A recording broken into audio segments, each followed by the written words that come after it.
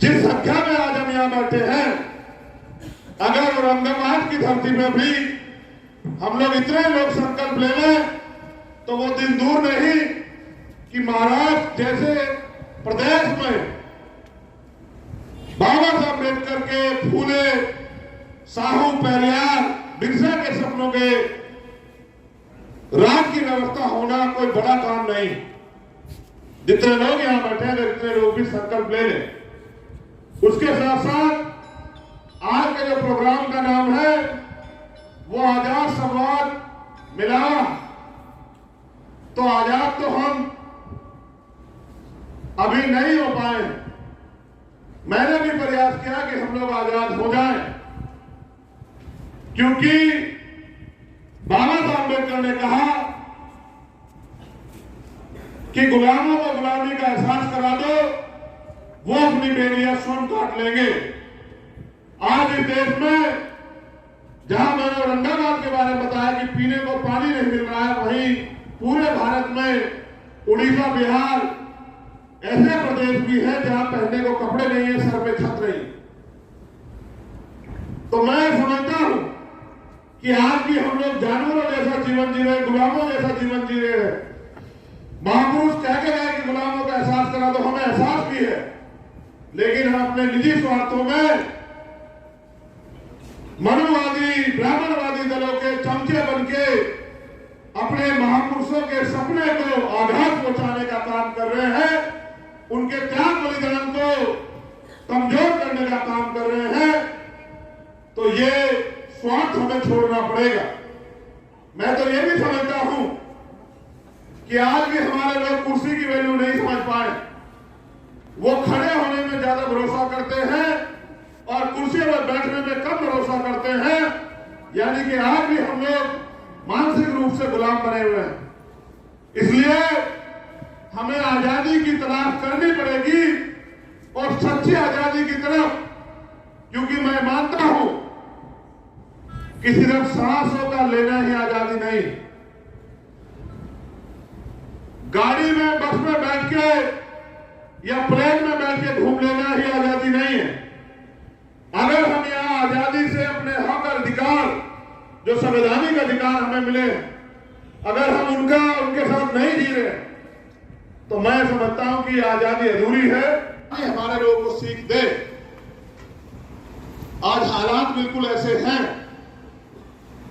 एक तरफ भारतीय संविधान को खत्म करने का प्रयास किया जा रहा है और जिन हाथों को भारतीय संविधान की रक्षा करनी है, वो हाथ भारतीय संविधान की रक्षा न करके वो राजनीतिक स्वार्थ में पिछलग्गू बनके आने वाली पीढ़ियों के वजूद को भी खत्म करने के सहयोगी बने जा रहे हैं। ये भी आज समझने की जरूरत है। तो मैं जो कहानी आपसे बता रहा हूं, वो कहानी सीख देती है कि समय किसी के लिए रुकता नहीं और एक छोटे से छोटा, जो उम्र में छोटा हो या कद में छोटा हो, लेकिन संघर्ष करना चाहता हो, एक ऐसा व्यक्ति भी जो है नई मिसाल पैदा कर सकता है। तो कहानी एक जंगल की है। एक जंगल में आग लग गई। उस जंगल में दो व्यक्ति मौजूद थे। एक बड़ा सा हाथी जिसकी क्षमता बहुत बड़ी और एक छोटी सी चिड़िया जिसकी क्षमता बहुत छोटी सी है। जब जंगल में आग लगी, चिड़िया ने देखी, चिड़िया जितनी क्षमता उसमें थी वो तालाब के पास जाती, चोंच में पानी लाती और उस आग को बुझाने का काम करती। कई प्रयासों में भी आग नहीं बुझ रही थी। हाथी इस बात को देख के बैठा हुआ मुस्कुरा रहा था। उसने जाती हुई चिड़िया को रोका और कहा कि चिड़िया, तुम जानती हो कि तुम इस काम को नहीं कर पाओगी, तुम आग को नहीं बुझा पाओगे और तुम इस आग को बुझाने के चक्कर में जल जाओ, तुम्हारा वजूद खत्म हो जाए। तुम आग बुझाने की बजाय अपनी जान बचाने का प्रयास करो। तो चिड़िया ने जो बात कही, उस चिड़िया होने के नाते वो बात मैं आपसे कह रहा हूं कि चिड़िया ने कहा कि मैं जानती हूं कि मैं शायद इस आग को ना बुझा पाऊं, लेकिन कुदरत ने तुम्हें ताकत दी है कि तुम इस आग को बुझा सकते हो। चिड़िया ने हाथी से कहा कि तुम में क्षमता है, तुम इतना पानी लाके जो क्षमता तुम पे है इस आग को बुझा सकते हो, लेकिन तुम बैठे तमाशा देख रहे हो। चिड़िया ने कहा कि मैं जल जाऊंगी, मैं मर जाऊंगी, लेकिन इस जंगल का इतिहास लिखा जाएगा। आने वाली पीढ़ियां उस इतिहास को पढ़ेंगी कि जब जंगल जल रहा था तो ये क्षमतावान समाज बैठा क्या कर रहा था, और जब जंगल जल रहा था तो भीम आर्मी आजाद समाज पार्टी के लोग क्या कर रहे थे। ये सवाल इतिहास आपसे पूछे कि जब भारतीय संविधान को नष्ट करने का प्रयास किया जा रहा था, तमाम ताकतें घुटने टेक चुकी थी, तो ये इतना बड़ा हाथी जैसा समाज क्या कर रहा था। अगर आप जिस संख्या में भारत में हो, अगर एक बार जोर से चिल्ला दो तो ये लोग बहरे हो जाएंगे, अन्याय अत्याचार करने को दूर, ये आपकी तरफ आंख भी नहीं उठाएंगे। आपकी चुप्पी इनको बल देती है। मैं आपकी ताकत का एहसास करा रहा हूं कि एक बार आप 2 अप्रैल के दिन सड़कों पे आए थे, 2 अप्रैल 2018, और लोग कहते थे कि प्राइम मिनिस्टर नहीं झुकता, सुप्रीम कोर्ट नहीं झुकता, लेकिन मैंने देखा कि जब आप कीमत चुकाने पे आए, लड़ने पे आए, तो एक दिन में सुप्रीम कोर्ट भी झुकी और सरकार भी झुकी। तो आप अपनी क्षमता को पहचानो। इतिहास आपसे सवाल करेगा, आने वाली पीढ़ी पूछेगी कि आप तो समान अवसर में जिए, तब तो आप अच्छे अच्छे स्कूलों में बैठ के पढ़ते थे, तब तो आप बिस्लेरी का पानी पीते थे, तब तो आप अच्छे अच्छे कपड़े पहनते थे, रेमंड की शर्ट पहनते थे, कोट पैंट पहनते थे। मेरे लिए क्या छोड़ के गए हो? मुझे यहां पढ़ने की आजादी भी नहीं रही, बोलने की आजादी भी नहीं रही, तो क्या उस हालात का सामना कर पाओगे? क्या उन बच्चों के सवालों का जवाब दे पाओगे? इसलिए मैं आपसे कहता हूं कि आज नहीं तो कल आपको खड़े होना है। जितना देर करोगे उतना नुकसान होगा, क्योंकि समय किसी के लिए नहीं रुकेगा, समय चलता जाएगा, दुश्मन ताकतवर होकर आगे बढ़ता जाएगा और हमारे अधिकार खत्म होते जाएंगे। तो फिर मुझे ऐसा लगता है कि आने वाली पीढ़ी हमारा और आपका जूतों से स्वागत करे।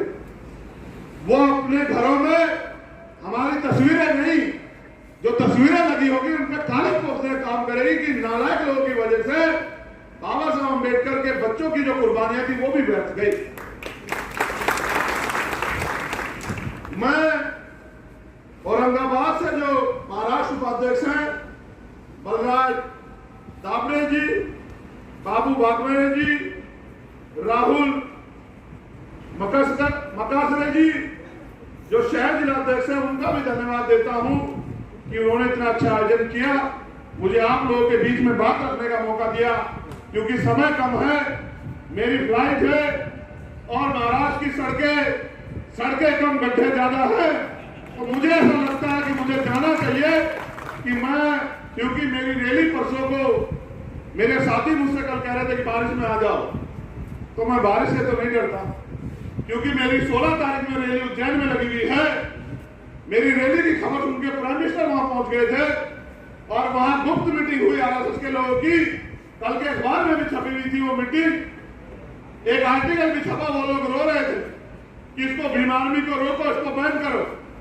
तो मैं ये कहता हूं, एक भीम आर्मी को बैन करोगे 1000 भीम आर्मी खड़ी हो जाएगी। एक चंद्रशेखर आजाद की हत्या करोगे, 1 लाख चंद्रशेखर तैयार हो जाएंगे। तुम्हारी माने ने दूध नहीं पिला है, अब तुम बाबा साहब अम्बेडकर के बच्चों को रोक सको। याद रखना मेरी बात को। और मैं तो चाहता हूं, मैं अपने साथियों से भी कहता हूं कि मैं चाहता हूं मेरी शहीदी हो, लेकिन संघर्ष करते हो कि जिससे मेरी शहीदी से सबक लेके मेरा समाज अपने पैरों पर खड़े हो जाए और इन यूरेशिया वालों को जवाब देके इनको वापस वही पहुंचाने का काम करे, या फिर ये मानव बन के हमारे देश में शांति प्रिय तरीके से रहने का काम करे।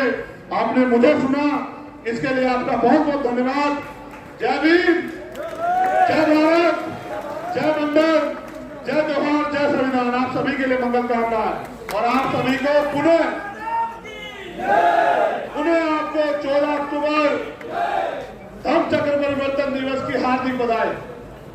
डॉक्टर बाबासाहेब आंबेडकर चंद्रशेखर भैया आगे बढ़ो, हम तुम्हारे साथ हैं। आजाद समाज पार्टी जिंदाबाद, आजाद समाज पार्टी जिंदाबाद। Doctor Babasaheb Ambedkar doctor Babasaheb Ambedkar Bhim army जिंदाबाद, भीम आर्मी जिंदाबाद। चंद्रशेखर भैया आगे बढ़ो, हम तुम्हारे साथ हैं। आजाद समाज पार्टीचा आजाद समाज पार्टीचा चंद्रशेखर भाई आगे बढ़ो, हम तुम्हारे साथ हैं। चंद्रशेखर भाई आगे बढ़ो, हम तुम्हारे साथ हैं। क्रांतिकारी जय भीम सर्वांना। आपण आज आलो आहोत औरंगाबाद सदर ठिकाणी आणि इथे आझाद समाज पार्टीचा संवाद मेळावा घोषित करण्यात आला होता आणि त्यांच्याकडून जाणून घेणार आपण की काय उत्साह आहे लोकांमध्ये।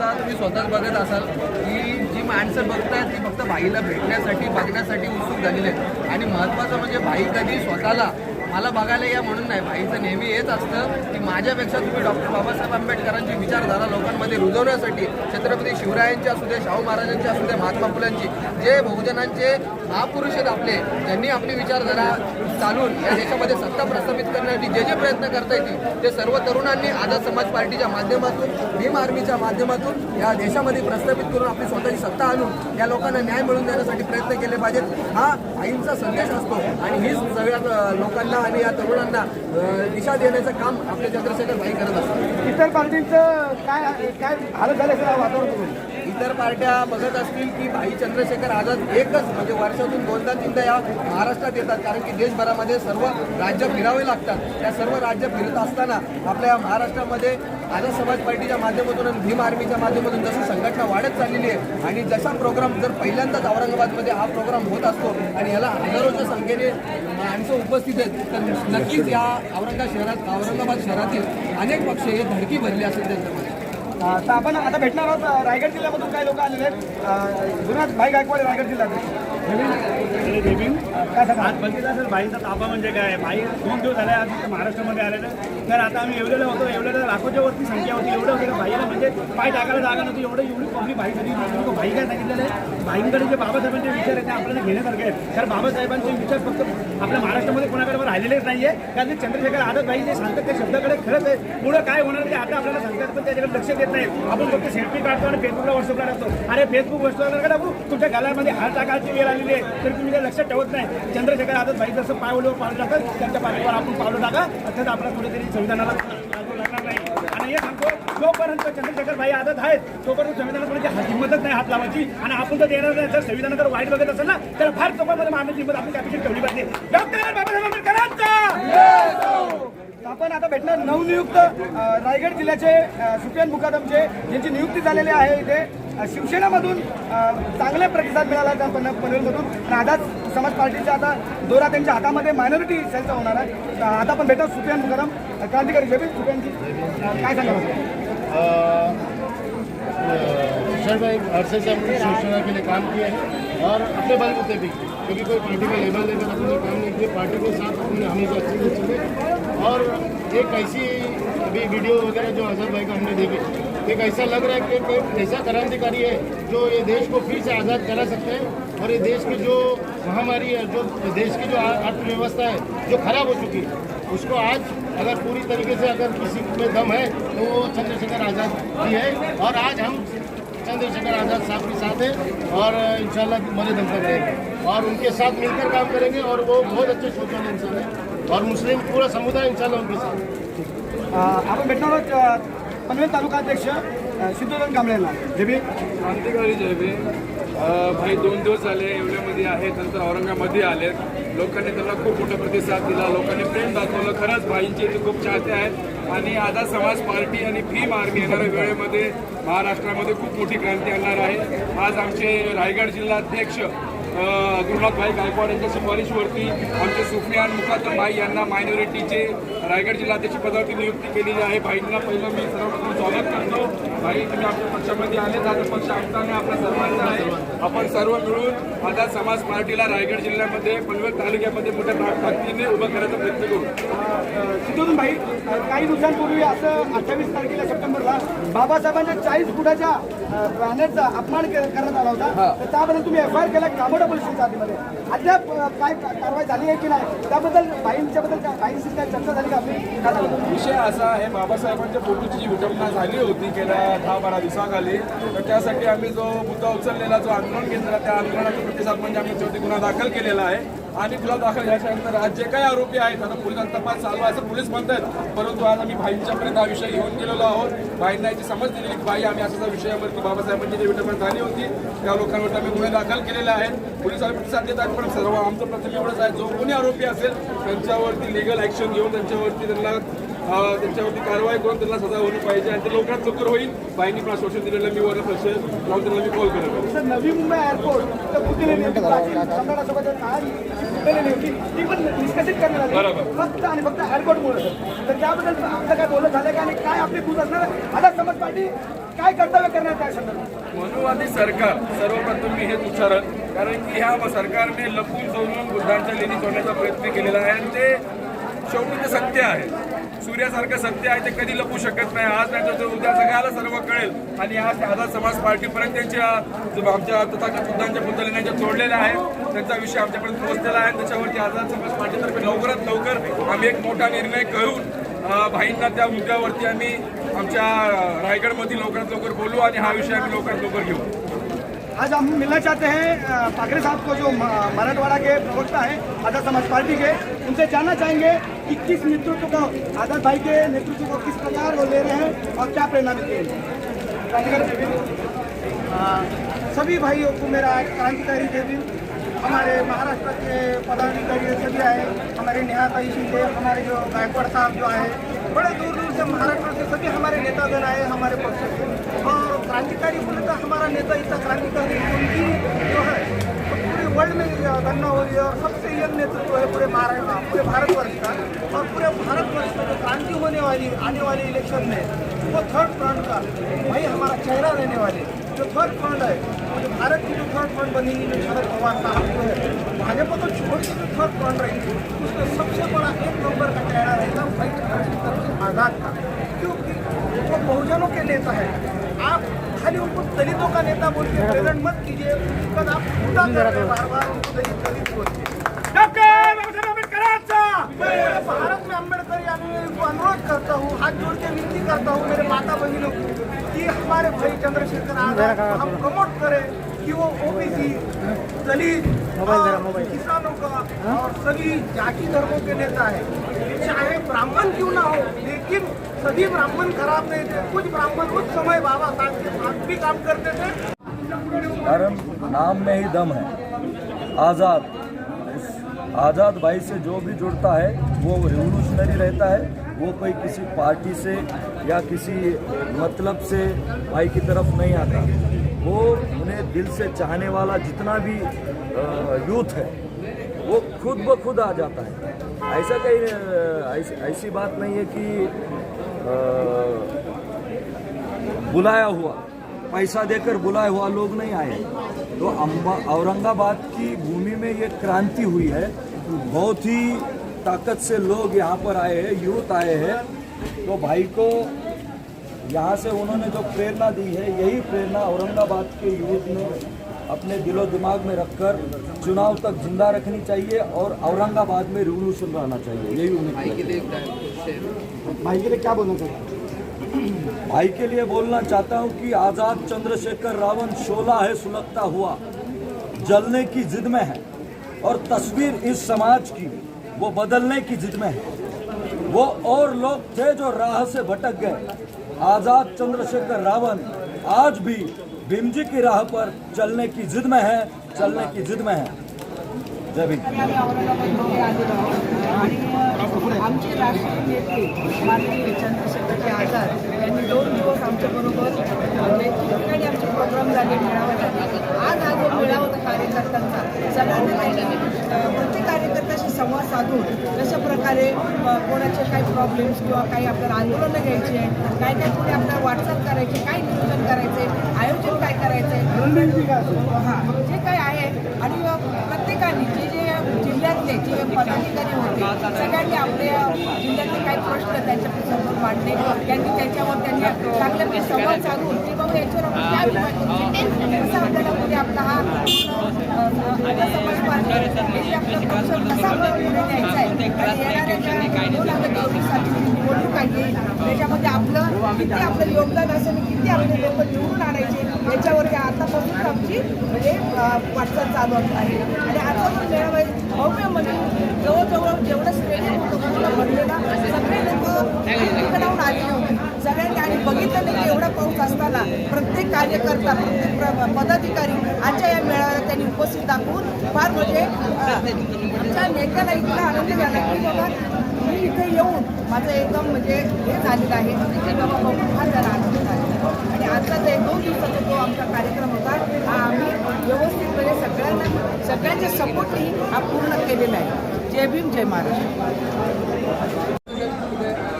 क्रांतिकारी जय भीम सर्वांना. डॉक्टर बाबासाहेब आंबेडकरांनी महिलांना सर्वात प्रथम स्थान दिलं आणि त्याचप्रमाणे आझादभाई चंद्रशेखर आझादभाई यांनी महाराष्ट्र प्रदेश म्हणून नेहाताई शिंदे यांना नियुक्ती केली. नेहाताई शिंदे यांनी पूर्ण महाराष्ट्रभर फिरून प्रत्येक जिल्ह्यामध्ये महिलांची बांधणी केलेली आहे आणि आझाद समाज पार्टीला आता भरघोष लोकांचा प्रतिसाद मिळतोय. तर आपण भेटणार आहोत. आज आझाद समाज पार्टीचा आझाद मेळावा होता, संवाद मेळावा होता. तर त्याच अनुषंगाने चंद्रशेखर भाई आझाद हे उपस्थित होते आणि औरंगाबाद येथील ही महासभा म्हटली जाईल. या सभेमध्ये लोकांचे, बहुजन लोकांचे किंवा इतर लोकांचे खूप चांगला प्रतिसाद मिळाला आहे. तर त्या अनुषंगाने आपण भेटणार आहोत. महाराष्ट्र प्रदेश अध्यक्ष महिलांची त्यांनी दोर सांभाळलेली आहे पूर्णपणे नेहाताई शिंदे यांना आणि जाणून घेणार आहोत ताईची काय प्रतिक्रिया आहे. ताई क्रांतिकारी जय भीम. काय सांगाल आपण आजचा कार्यक्रम जो मेळावा होता तो सभा नसेल तो महासभा झालेला आहे त्याबद्दल काय सांगाल. नक्कीच, कारण औरंगाबाद ही क्रांतीभूमी आहे आणि या क्रांतीभूमीवर एक क्रांती योद्धा येणं आणि त्यांनी आपले विचार आपल्या सर्व सहकाऱ्यांसमोर मांडणं किंवा या महाराष्ट्रामध्ये जे काही अन्याय होत आहे त्या अन्यायाला एखाद्या नेत्याने अशी वाचा फोडली पाहिजे. तर आपण प्रत्येक ठिकाणी बघतो, प्रत्येक नेत्याचं भाषण बघतोय सभेमध्ये, परंतु कुणीही अन्याय अत्याचारवर कमी, परंतु एकमेकावर जास्त टीका केली जाते. या पक्षाने काय केलं, त्या पक्षाने काय केलं, या नेत्याने काय केलं. परंतु आमच्या नेत्याने कोणत्याही नेत्यावर टीका न करता फक्त महाराष्ट्रात माझ्या माता बहिणींवर, माझ्या बांधवांवर, ज्यांना कोणावर अन्याय झाले त्या अन्यायावर ते बोलले आणि ह्या अन्यायाला वाचा फोडण्यासाठी आझाद समाज पार्टी सज्ज झालेली आहे. हा त्यांनी इथे एक ब्रीद रोवलेला आहे. ते सर्व क्रांतीवीर प्रत्येक तरुणाच्या मनामध्ये इथे आहे आणि आपल्या सर्वांना माहितीच आहे की चंद्रशेखर आझादजी हा जमिनी स्तरावरचा नेता आहे. त्यामुळे जमिनी स्तरावरचा नेता जेव्हा जमिनीवरच्या लोकांचा आवाज बनतो आणि तो आवाज होतो तर तो आवाज एका गल्लीपुरता मर्यादित न राहता तो दिल्लीतून थेट संपूर्ण भारताच्या कानाकोपऱ्यामध्ये पोहोचतो. ताई आजच्या सभेबद्दल इतर पक्षाच्या लोकांमध्ये काय पडसाद उमटले असेल काय सांगाल तुम्ही. आपण इतर पक्षांच्या मध्ये काय उमटले असतील याचा मी अंदाज करत नाही, परंतु कुठे ना कुठेतरी एक चंद्रशेखर आझादांची जेव्हा महाराष्ट्रामध्ये एंट्री होते तेव्हा प्रत्येक भल्या नेत्यांच्या छातीमध्ये धडधडायला लागतं. कारण त्यांना माहिती आहे की जे आपण केलं नाही इतकी वर्ष, आज भारताला स्वतंत्र 75 वर्ष झाली आणि फार जुने इथे पक्ष आहेत, त्या पक्षाने काही केलं नाही. परंतु हा मुलगा, हा जो युवा नेता आहे तो नक्कीच भारताचं भविष्य आहे आणि बहुजनांचं प्रस्थापित राज्य तो नक्कीच करेल याची सगळ्यांना भीती वाटते. म्हटलं जात आहे की तिसरा फ्रंट नेहमीच रामदास आठवले साहेबांना म्हटलं जातं किंवा रिपब्लिकन पक्षाला म्हटलं जातं, इतर पक्षांना म्हटलं जातं, पण यावेळेस भाई चंद्रशेखर आझाद यांचं नाव पुढे येतं. त्याबद्दल तुम्ही काय सांगाल. कुणासोबत युती आपली काही ठरली आहे का बोलायला.